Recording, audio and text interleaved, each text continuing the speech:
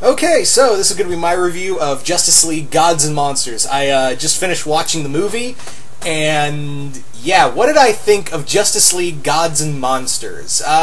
Pretty good. It's nice to see, Bruce Timm get back together with everybody over the DC animated films. Something this was sorely lacking was something called story. And let me back up, because the story mattered here. It really did. And it's something that's been really lacking in the past few DC animated films, where it's just been like, let's make all this violent action. Yeah! Let's just throw blood everywhere. Here, yeah, there's blood in this film, but there's story to it. You see, this is what I like, this is what I kind of didn't really like about, stuff with the new Justice League films that were supposed to be like the New 52, like Throne of Atlantis or War, where it just felt like the violence was just there to be violent. Where here, I'm all for, seeing violence in animated films, as long as you give it a reason to be there. And trust me, there's a reason for it to be here. It really is. It's really good. This film is really good. But I will say this up front. Two things up front. And not to fault the movie, just to give you a heads up if you haven't seen this yet. This is not for kids.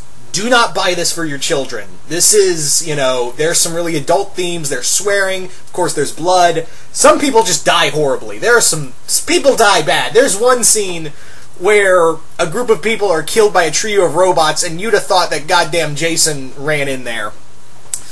From Friday the 13th. Other thing, if you're looking for like a straight-up punch-up movie, there's some good action, especially towards the end of the film.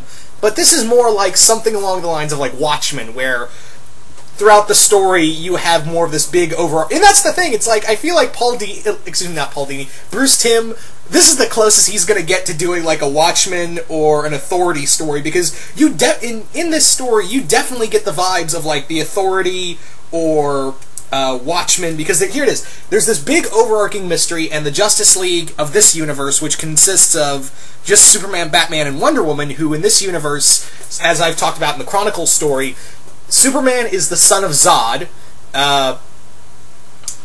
Batman is Kirk Langstrom, but he's more like Morbius the Living Vampire from the Marvel Universe. It actually is a lot like the origin of Morbius in there with Kirk Langstrom.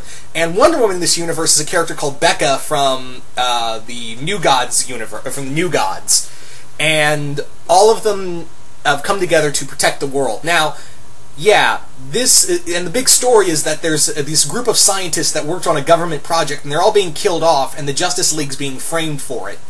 Now, the other thing with this film is that, yeah, these characters are vastly different from the characters we know today, the characters we know of Superman, Batman, and Wonder Woman.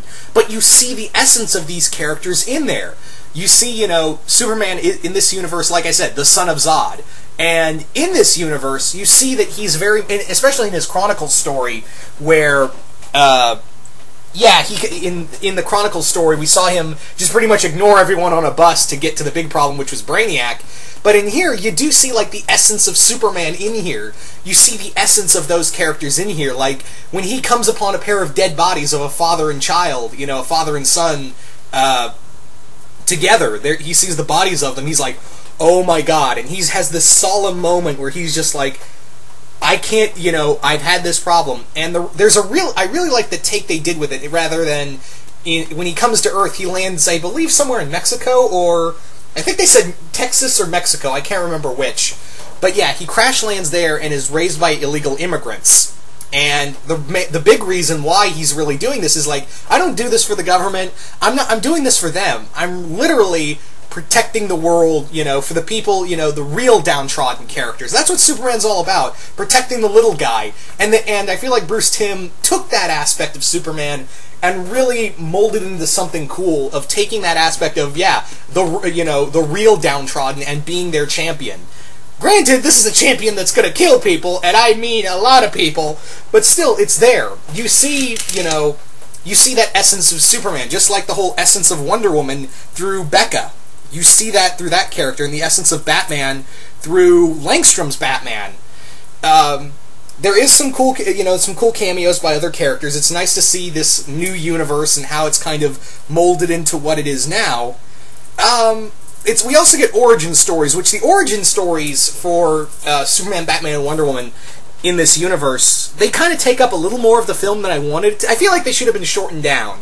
I really feel like they should have been shortened down because they kind of take up like 30-40% of the story, and they're good origins. Don't get me wrong. But I feel like they should have been cut down, especially Batman's origin. I feel like Langstrom's origin of how he became Batman kind of went on a little bit longer than it should.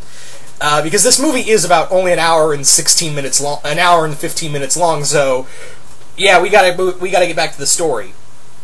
But like I said, this is more of a mystery story, something in the vein of Watchmen, or, you know, it does have the themes of The Authority or Stormwatch in here.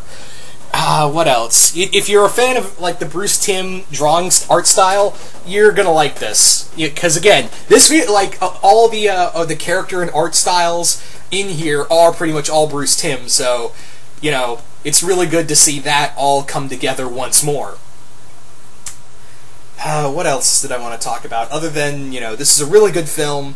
The story's great. But again, if you're looking for like a big fisticuff story, I wouldn't recommend it. Also, like I said, this is not a movie for children. Yeah. But yeah, you really have to also take it out of, you know, context that, you know, this is a movie that is while it is a different universe, it's somewhere like a part of the 52 universes out there. It does have the core of the characters in there, but again, they're still really bad. You know, they still do some really bad shit, you know, to protect the world. And characters you know do die. In fact, there's one character. Luthor, real quick. I really liked what they did with Luthor, voiced by Jason Isaacs. I was like, can we just have Jason Isaacs come back to voice Luthor more?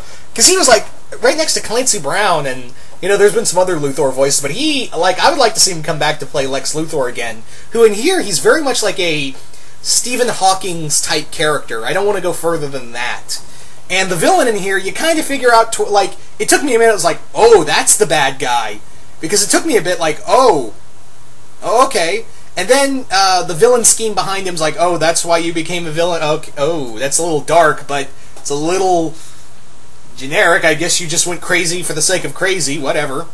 But all in all, really good story, really good movie. I highly recommend it. Go rent it on DirecTV, or, you know, find it on Redbox, or go out and get the DVD or whatever. But yeah, once again, highly recommend Justice League Gods and Monsters. And now, after seeing this, I'm like, I am so ready for Killing Joke now. I am so goddamn ready for Killing Joke. But anyway, so you guys tell me, what did you all think of Justice League Gods and Monsters? Have you seen it? Did you like it? Did you hate it? Just comment below. Let